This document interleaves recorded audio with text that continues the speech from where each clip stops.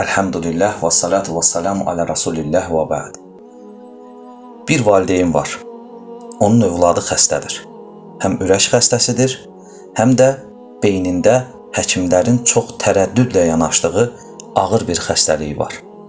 Eyni zamanda bu uşağın ayağında oynayarkən daşın zədələdiyi kiçik bir yara var.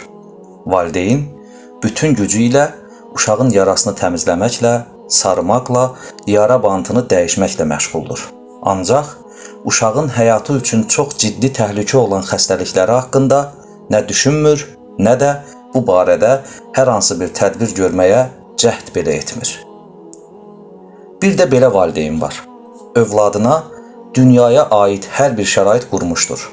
Valideyn olaraq dünyada övladına edə biləcəyi hər şeyi etmişdir. Ancaq Allah Azza və Cəlləni tanıtmağı unutmuşdur.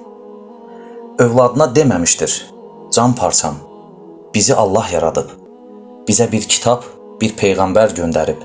Bu kitabın əmrləri ilə, həmçinin bu kitabın qadağan etdiyindən uzaq duraraq peyğəmbərin göstərdiyi şəkildə yaşamalıyıq. Biz bu dünyada müvəqqətiyik. Dünyanın bərbəzəyi keçicidir. Bu dünya bizə qalmayacaq. Bizdən əvvəlkilərə də qalmadı. Ölüm deyilən bir həqiqət var. Dünyadan sadəcə cəsədimiz çıxacaq. Can parçam, vaxt gələcək, əcəlin yetişəcək. Qəbirdə olduğun ilk gecə və ya günəşin qəbrinin üstünə doğduğu ilk gün olacaq. İnsan ölümlə dünyadan ayrılır. Rəbbinin huzuruna gedir. Allaha hesab verir. O gün Allahın huzurunda kimsənin kimsəyə bir faydası olmayacaq. Hər kəs öz əməlinin əsiri olacaqdır. Nə etmisənsə, onun qarşılığını mütləq alacaqsan və sonra əbədi bir cəza və ya əbədi bir mükafat var. Allah görür, Allah bilir. Can parçam, dünya axirətin tarlasıdır. Hər daim Allahla münasibətinə diqqət et. Allahın səni yaratdığı qayə üzərə, Rəsulullahın sallallahu aleyhi və səlləm yolu ilə yaşa. Allahın qulları üzərindəki haqqı tövhiddir. Tövhid olmazsa heç bir əməlin faydası yoxdur. Tövhidin əksi isə şirkdir. Şirk yer üzərində işlənən ən böyük cinayətdir. Şirk Allahın haqqının pozulmasıdır. Bax belə, can parçam, unutma. Canı bizə verən Allah verəndə soruşmadı. Alanda da soruşmayacaq. Və sair və ilə axır. Bu haqda heç nə övladına öyrətməmişdir. Övladının əsl xəstəliyi ilə məşğul olmayıb, balaca yara ilə davamlı əlaqədar olan bu valideynlə dünyada yaşamaq üçün hər şeylə övladını təmin edib, Allahı, İslamı, əsl həqiqəti, yaradılış qayəsini övladına öyrətməyən, tanıtmayan valideyn.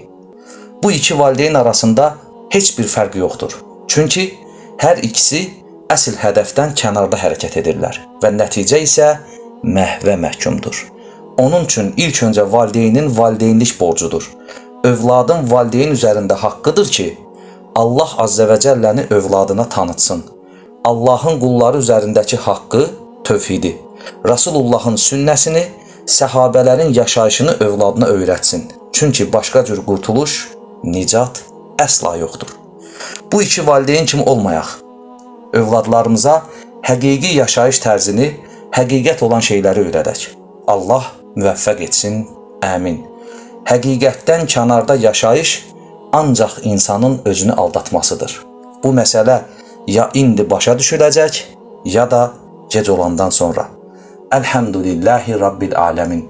Subhanəkə Allahümmə və bihamdik. Əşhədu an la iləhə illə ənt. Əstəğfiruka və atubu ileyk.